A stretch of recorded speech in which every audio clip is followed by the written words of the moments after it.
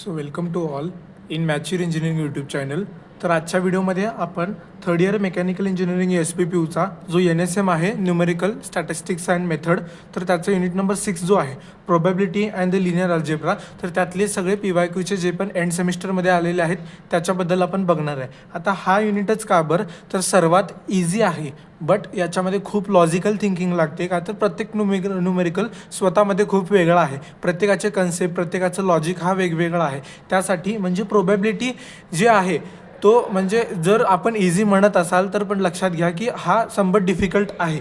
Okay, so त्यासाठी मी नाही का हा प्रोबॅबिलिटीचा नाही का कन्सेप्ट घेतो आहे. का तर PYQमध्ये हे खूपदा आलेलं आहे आणि ते आपल्याला नाही का येणं पण गरजेचं आहे. का तर हा युनिट खूप इम्पॉर्टंट आहे. तर त्यातला पहिल्यांदा जो मे 2022मध्ये आलेला क्वेश्चन होता, तर तो क्वेश्चन घेऊया. क्वेश्चन नंबर 7A होता तो. ओके, तर हा जो पण क्वेश्चन मी आता या व्हिडिओमध्ये घेणार आहे तर ते सगळे मी कमेंट आणि डिस्क्रिप्शनमध्ये देईन विथ त्याच्या इयरनुसार. ओके, तर मी डायरेक्ट तुम्हाला नाही का न्यूमेरिकल क्वेश्चन न लिहिता नाही का डायरेक्ट सॉल्व करायला चालू करेन. ओके, तर क्वेश्चन असा आहे, on a average of a box containing 10 articles. आता कंटेनिंग 10 आर्टिकल्स म्हणजे नंबर ऑफ आर्टिकल्स दिले आहे, म्हणजे स्मॉल n दिले. लक्षात घ्या, ज्यावेळेस पण n तुम्हाला क्वेश्चनमध्ये दिला असेल, जर nची व्हॅल्यू लहान असेल तर तो कधी पण स्मॉल n असतो. जर n तोच जर का मोठा असेल तर कॅपिटल N घ्यायचा, जर का nची व्हॅल्यू जास्त असेल तर.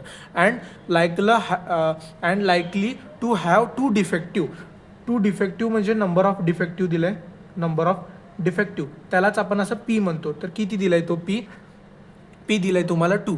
Okay, then we are consider of the 100 boxes. आता बघा 100 बॉक्सेस म्हटलं म्हणजे कॅपिटल N. याच क्वेश्चनमध्ये दिलं आहे बघा कॅपिटल N. स्मॉल n म्हणजे कधी पण लहान व्हॅल्यू असते, कॅपिटल N म्हणजे कधी पण मोठी असते, हे लक्षात ठेवायचं आहे. And find out the how many them are expected to have the 3 or less than 3 defective. म्हणजे काय, डिफेक्टिव्ह किती, एक तर डिफेक्टिव्ह 3 असताना तुम्हाला नाही का काय करायचे, त्यावेळेसची प्रोबॅबिलिटी काढायची. ओके, आणि लेस दॅन 3 ज्यावेळेस असेल त्यावेळेसची प्रोबॅबिलिटी तुम्हाला काढायची आहे, असा क्वेश्चनमध्ये आपल्याला दिलेला आहे. ओके, तर पहिल्यांदा आपण काय करायचं आहे, याच्यावरनं आपल्याला जे स्टेप वाईज आपल्याला लागणाऱ्या गोष्टी आहेत ते आपल्याला पहिल्यांदा लिहून घ्यायचं आहे. तर पहिला आहे P ऑफ सक्सेसिव्ह.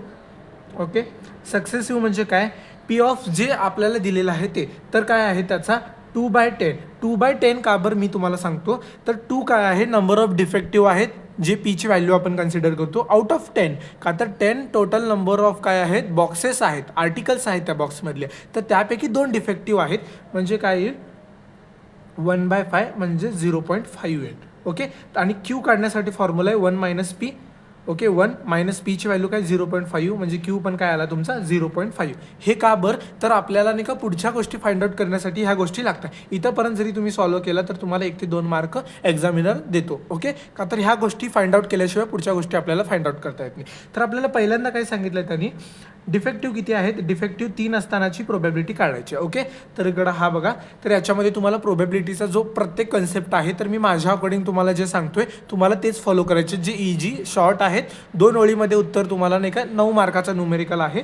2 ओळीमध्ये तुम्हाला याचे 9 मार्क नाही का भेटून जातात. ओके, तर प्रोबॅबिलिटी ऑफ x = 3. आता x = 3 का घेतलंय, का तर प्रोबॅबिलिटी काय आहे, 3 डिफेक्टिव्ह असताना आपल्याला फाइंड आउट करायचं. तर त्याचा स्टँडर्ड फॉर्म्युला काय, NCR P⁻R Q⁻N-R. ओके, तर हा काय आहे, याचा स्टँडर्ड फॉर्म्युला आहे. तर ह्या फॉर्म्युल्याचा यूज करून काय करायचं, आपल्याला प्रोबॅबिलिटी प्रत्येक नाही का फाइंड आउट करायची. आता प्रोबॅबिलिटी आपल्याला कितीसाठी फाइंड आउट करायची, 3साठी. आता n, स्मॉल n काय आहे आपला, स्मॉल n आहे 10. तर आपण इथं 10 घेणार आहे. CR, आरची व्हॅल्यू काय, इथं R म्हणजेच x, इथं मी R वापरलं म्हणून इथं R वापरलं. आर म्हणजे काय, तुम्हाला जेवढे पण डिफेक्टिव्ह आहेत किंवा ज्या पर्टिक्युलर कंडिशनसाठी फाइंड आउट करायचं आहे तो म्हणजे तुमचा आर असेल. ओके, सो आरची ती व्हॅल्यू किती आहे 3. ओके, पी किती आला आहे आपला, पीची व्हॅल्यू आहे 0.5. आर किती आहे आपला 3. अगेन क्यूची व्हॅल्यू आहे 0.5. एन किती आहे, N-3. ओके, तर P ऑफ x = 3. तर या कंडिशनला व्हॅल्यू येईल. आता बघा हे फाइंड आउट कसं करायचं आहे, 10 शिफ्ट करायचं आहे आणि तुम्ही डिवाइडचा साईन बघू शकता, तिथं CRचा आहे. अँड देन 3 × 0.5 किती आहे 3 × 0.5 किती आहे 10 - 3 म्हणजे 7. ओके, देन तुम्ही फाइंड आउट केल्यानंतर तुम्हाला आन्सर भेटेल 0.1171 समथिंग. मिनिमम 4 डिजिटपर्यंत तुम्हाला आन्सर लिहायचं आहे, का तर एक्झामिनरला क्रॉस चेक करताना इझी जाईल. जर तुम्ही 1-2 डिजिटच लिहिताय तर तुमचे मार्क जाण्याचे चान्सेस असतात. ओके, तर ही झाली पहिली कंडिशन. इथंपर्यंत तुम्ही सॉल्व्ह केलं आहे, तर ह्याला 1-2 मार्क दिलं तर ह्याला 3 भेटेल. ओके, त्यानंतर सेकंड कंडिशन म्हणलं आहे त्यांनी लेस दॅन 3 डिफेक्टिव्ह. ओके, लेस दॅन 3 डिफेक्टिव्ह म्हणजे पी ऑफ काय करायचे तुम्हाला आर लेस दॅन पाहिजे, म्हणजे 3पेक्षा लेस म्हणजे काय, 3पेक्षा लहान. तर 3पेक्षा लहान म्हणजे काय, 3 लेस दॅन. ओके, लेस दॅन 3 म्हटलं आहे. सो ते आपल्याला फाइंड आउट करायचं. आता लेस दॅन फ्यू, आता 10 आर्टिकल आहेत. लेस दॅन म्हणजे काय, तर तुम्हाला त्या कंडिशनला किती आहे, 3पेक्षा लहान असताना आर्टिकल किती असतील ते तुम्हाला फाइंड आउट करायचं आहे. तर ह्या केसमध्ये तुम्हाला काय करायचं आहे, तुम्ही आता एक मेथड आहे ज्याच्यामध्ये लेस दॅन 3पेक्षा लहान पाहिजे आहे, म्हणजे तुम्ही काय घेणार, P of R is equal to 0 पण असू शकतो, एक पण आर्टिकल येऊ शकत नाही. Okay, then P of R is equal to 1साठी पण येऊ शकतं, P of R is equal to 2. ह्या तिन्हीला ॲडिशन करायचे आणि जो त्याचा फायनल आन्सर येईल तो असेल लेस दॅन 3साठी. आता 3 येईल का याच्यामध्ये, नाही येणार, का तर त्यांनी फक्त लेस दॅन डिफेक्टिव्ह म्हटलं आहे. लेस दॅन इक्वल टू म्हटलं असतं तर तुम्ही 3 पण कन्सिडर केलं असतं, बट त्यांनी इकडे लेस दॅन म्हटलं आहे. म्हणून नाही का तुम्ही काय करायचं, 3पेक्षा जे पण लहान आहेत ते तुम्हाला यामध्ये कन्सिडर करा. आता P of R is equal टूसाठी आता काय आहे, आपला जो फॉर्म्युला आहे हा NCRवाला, हा एकाच फॉर्म्युलावरती तुमचं काय ओव्हरऑल पूर्ण न्यूमेरिकल किंवा थोडं बहुत युनिट याच्यावरती डिपेंड आहे. आता आर इज इक्वल टू 0 असताना काय, 10 पहिला आर्टिकल आहेत, सी आरची व्हॅल्यू काय 0 ह्या फॉर्म्युलामध्ये पुट करा. पी काय 0.5 क्यू काय 0.5 का तर n -0 आहे म्हणजे 10 - 0 म्हणजे 10 येईल इथं. ओके, तर हा झाला आपला पहिलं कंडिशन. त्यानंतर ना काय, प्लस आर इज, ज्यावेळेस पहिली कंडिशन होती आपली आर इज इक्वल टू 0, आता आर इज इक्वल टू 1 ठेवायचं आहे, म्हणजे 0.5 आणि 0.5 का तर 10 - 9. आणि तिसरी कंडिशन काय, 10c2 R is equal to 2 असताना 0.5 आणि काय 0.5 का 10 - 2. ओके, ह्या फॉर्म्युलामध्येच आपल्याला व्हॅल्यू ठेवायचं. n म्हणजे जो दिलेला आहे तो, आर म्हणजे ज्या कंडिशनला फाइंड आउट करायचं आहे ते. ओके, ज्यावेळेस तुम्ही कॅल्सीमध्ये सॉल्व्ह करता, 10 शिफ्ट डिवाइड सी 0 इंटू 0.5 किती येणार आहे 0 इंटू 0. ओके, ब्रॅकेट 0.5 ओके, हे झालं पहिलं. ओके, त्यानंतर 10 shift C 1 into 0.5 into 0.5 okay, then plus 10 shift divide C 2 into 0.5 किती येणार आहे 2 इंटू 0.5 का बरं 10 - 2 8. ओके, तर लेस दॅन ज्यावेळेस डिफेक्टिव्ह असतील त्यावेळेस त्याची प्रोबॅबिलिटी येणार आहे 0.0546. ओके, तर ही झाला पहिले एक टाईपचा न्यूमेरिकल, जी PYQमध्ये हा न्यूमेरिकल विचारलेला आहे किती 9 मार्कासाठी. ओके, 9 मार्कासाठी तुम्हाला हा जर का प्रोबॅबिलिटी फॉर द 3 डिफेक्टिव्हसाठी फाइंड आउट केला पहिल्या कंडिशनसाठी तर तुम्हाला तिथं 3 मार्क भेटून जाता. ओके, दुसऱ्यासाठी फाइंड आउट केला 3 मार्क, 6 मार्क झाले. आणि गिवन ह्याच्या जर का तुम्ही हे लिहिलं तर 3 मार्क, किंवा एक्झामिनर असं करू शकतो ह्याला 4 मार्क ह्याला 4 मार्क आणि गिवन लिहिलंय म्हणून 1 mark, depend on the examiner. पण ट्राय करा जरी नाही आलं गिवन लिहा, रिलेटेड फॉर्म्युला लिहा, जेणेकरून एक्झामिनरला तुम्ही मार्क द्यायला चान्स द्या. जर तुम्ही क्वेश्चन पेपरवरती लिहिताय बट तुम्हाला जे वाटते ते क्वेश्चन पेपरवरती नाही लिहायचं आहे, तुम्हाला जे पण वाटू दे तुम्हाला, भलेही ते चुकीचं असू दे बरोबर असू दे, ते तुम्हाला आन्सर सीटमध्ये लिहायचं आहे, जेणेकरून एक्झामिनरनी काहीतरी लिहिलं आहे यासाठी तुम्हाला मार्क दिलं पाहिजे. का तर हा 2019 पॅटर्नचा शेवटचा रेग्युलर एंड सेमिस्टर आहे. इथून पुढचा मे बी 1-1.5 वर्ष चालेल, बट तुम्हाला खूप म्हणजे ट्रबल होईल. का तर त्या एक्झामिनरला चेक करण्यासाठी जर का प्रॉब्लेम झाला तर तो सुद्धा पेपर काढायला प्रॉब्लेम क्रिएट करतो. ओके, तर हा झाला. म्हणून त्यासाठी ऑल सब्जेक्ट तुम्ही क्लिअर करायचे. बघा सगळा कंटेंट आपल्या यूट्यूबवरती मोस्ट ऑफ दी अवेलेबल आहे, IMP क्वेश्चन असतील वगैरे, तर सगळे तुम्ही ते बघू शकता. ओके, त्यानंतर आपला काय आहे, हा झाला एक फर्स्ट टाईपचा न्यूमेरिकल. ओके, त्यानंतरनं म्हणजे हा फॉर्म्युला बेस्ड जेवढे पण न्यूमेरिकल आहे ते सगळे न्यूमेरिकल तुम्हाला काय करायचे आहेत, प्रॅक्टिस करायचे आहेत. ओके, मी सगळे तरी या एकाच टाईपचे नाही सांगणार आहे, तुम्हाला प्रत्येक टाईपचे न्यूमेरिकल नाही का मी तुम्हाला सॉल्व करून घेईन आणि ते नाही का तुम्हाला सॉल्व करायचे आहेत. ओके, त्यानंतरनं सेकंड आहे, सेकंड जो आहे तो बेस्ड ऑन नॉर्मल डिस्ट्रीब्युशन आहे. ओके, नॉर्मल डिस्ट्रीब्युशन. ओके, तर त्याच्यामध्ये हा क्वेश्चन घेतोय मी मे 2023चा एंड सेमिस्टरचा क्वेश्चन नंबर 7 बी जो आहे तो हा क्वेश्चन आहे.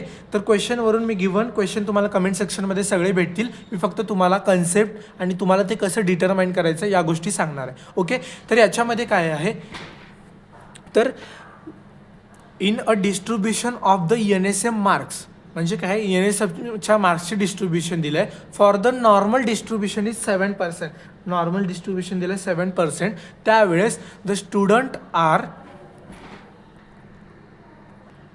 ओके, तर यावेळेस काय म्हटलं आहे, in a normal distribution NSM mark म्हणजे NSMचे मार्क दिले for the 7% of the student under the 35 म्हणजे काय, जे पण तुम्हाला न्यूमेरिकल व्हॅल्यू असतील ते तुमचा X1 किंवा X2 असणार आहे, ते तुम्हाला लक्षात ठेवायचं आहे. अँड फॉर द 89% अंडर 63 म्हणजे 89% असताना किती आहे, त्यावेळेस तुम्हाला X2 दिलं काय 63 something. Okay, find the mean and the standard deviation. Mean म्हणजे तुमचा म्यू आणि स्टँडर्ड डेव्हिएशन म्हणजे तुमचा हा. ओके, तर तुम्हाला मीन आणि स्टँडर्ड डेव्हिएशन फाइंड आउट करायचं आहे for the this distribution. The A1 is equal to 0.43, Z1 is equal to 1.48 and A2 is equal to 0.39 and Z2 is equal to 1.23. Okay, तर हा कंडिशन दिलेला आहे क्वेश्चनमधला गिवन डाटा. हा 8 मार्क्ससाठी तुम्हाला विचारलेला आहे, जवळपास 2-3 वेळा आलेला आहे तो. तर याच्यामध्ये तुम्हाला काय करायचं आहे, स्टँडर्ड डेव्हिएशन आणि मीन म्हणजे म्यू आणि सिग्मा हे दोन गोष्टी फॉर्म्युला फाइंड आउट करायच्या. तर यासाठी फॉर्म्युला एकच आहे, Z is equal to X minus mu by sigma. Okay, तर ह्या फॉर्म्युलाचा यूज करून तुम्हाला काय करायचं आहे, ह्या केसमध्ये म्यू आणि सिग्मा फाइंड आउट करायचा. हा एकच फॉर्म्युला आहे. ओके, नॉर्मल डिस्ट्रीब्युशनचा. तर या फॉर्म्युलाचा यूज करून काय करायचं आहे, तुम्हाला ते फाइंड आउट करायचं आहे. ओके, तर या फॉर्म्युलाचा यूज करायचं आहे आपल्याला. आता मला काय फॉर Z1 म्हणजे पहिल्यांदा मी समजा एरिया 1साठी कन्सिडर करतोय, तर माझा काय असणार आहे, Z1 is equal to X1 minus mu by sigma. Okay, हा असणार आहे आपला 1साठी करतोय म्हणताना. ओके, तर Z1ची व्हॅल्यू काय आहे बघा, तर ज्यावेळेस पण तुम्हाला एरिया देईल ह्याच्यावरनं खरं तर ॲक्च्युअल तुम्हाला ग्राफ काढता आला पाहिजे. हा अशा टाईपचा ग्राफ असतो, हा ग्राफ तुम्हाला पहिल्यांदा काढता आला पाहिजे. बट या केसमध्ये तुम्हाला आता ॲट द लास्ट मोमेंटला मी हे कन्सेप्च्युअल न सांगता तुम्हाला फक्त ट्रिकली याचे 8 मार्क कसे भेटतील 2 ओळीमध्ये मी तुम्हाला सिम्पली एवढंच सांगणार आहे. ओके, तर यामध्ये ज्यावेळेस पण तुम्ही Z1 घेताय तर मोस्टली Z1 तुम्ही निगेटिव्ह घ्यायचं आहे. आता माझं Z1 किती आहे 1.48, तर मायनस 1.48 घेतलं मी. ओके, X1 काय आहे, आपला X1 आहे 35, म्यू माहीत नाही आहे, सिग्मा माहीत नाही, फाइंड आउट करायचं आहे. हा झाला माझा इक्वेशन नंबर 1. ओके, आता याला काय करायचं आहे, मला रिअरेंज करायचं आहे. मी इन टर्म्स ऑफ म्यूमध्ये घेतो. आता हा सिग्मा डिवाइडमध्ये इकडे गेल्यावर मल्टिप्लाय म्हणजे 1.48 सिग्मा. ओके, देन इकडं काय येईल, हा प्लस 35 इकडं आल्यावर minus 35 is equal to minus sigma होईल. मल्टिप्लाय बाय मायनस करा म्हणजे mu is equal to 35 plus 1.48 sigma. हा इक्वेशन नंबर तुमचा मेन 1 बनेल. ओके, ह्याला नका नाव देऊ. हा इन टर्म्स ऑफ म्यूमध्ये मी त्याला कन्वर्जन केलं आहे. मी काय केलं आहे, पहिल्यांदा या फॉर्म्युलामध्ये पुट केलं आहे. तुम्ही simultaneously equation by using the calci जरी फाइंड आउट केला काही फरक पडणार नाही. बट लक्षात घ्या 8 मार्काला आहे, तर तुम्हाला ही प्रोसेस लिहिणं मस्ट आहे. तर याच्यामध्ये काय Z1 आहे मी तो ठेवला आहे मी मायनस साईन देऊन.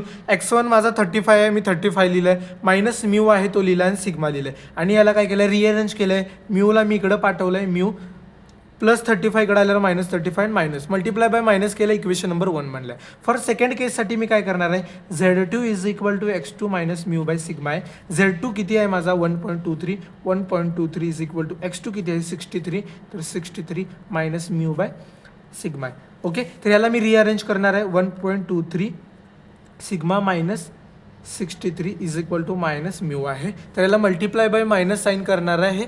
तर याच्यामध्ये तुम्हाला काय करायचं आहे, ह्याला नाही का मल्टिप्लाय बाय मायनसनी मल्टिप्लाय करायचं आहे. तर या केसमध्ये तुम्हाला नाही का ह्याला ज्यावेळेस मल्टिप्लाय तुम्ही करणार आहे या इक्वेशनला, तर तुम्हाला याच्यामध्ये निगेटिव्ह साईडनी मल्टिप्लाय केल्यावर मायनस म्यू प्लस होणार आहे मायनस 1.23 सिग्मा प्लस 63. ओके, तर हा इक्वेशन नंबर 2 बनणार आहे. तर हा इक्वेशन नंबर 1 आणि हा इक्वेशन नंबर 2 ह्या दोन्ही इक्वेशनला तुम्हाला सायमल्टेनियसली सॉल्व्ह करायचं आहे. त्यावेळेस तुम्हाला म्यू इलिमिनेट करायचं पहिल्यांदा, म्हणजे equation 1 plus minus equation number 2 केला तर तुमचा म्यू कॅन्सल होऊन जाईल, किंवा मग तुम्ही सायमल्टेनियसली कॅल्सीमध्ये जरी आन्सर ठेवला तर तुम्हाला म्यूची व्हॅल्यू भेटेल. ओके, आणि सिग्माची व्हॅल्यू भेटेल. आता मी याच्यामध्ये काय केलं आहे, म्यूला कॅन्सल केलं आहे का तर म्यू इज इक्वल टू मी इक्वेशन आणलं आहे आणि मी याला नाही का कॅल्सीमध्ये सॉल्व्ह करतो आहे. ओके, तर याला सॉल्व्ह करताना मी काय करतो आहे, इक्वेशन 1 जो आहे माझा इज इक्वल टू इक्वेशन 2 करतो आहे.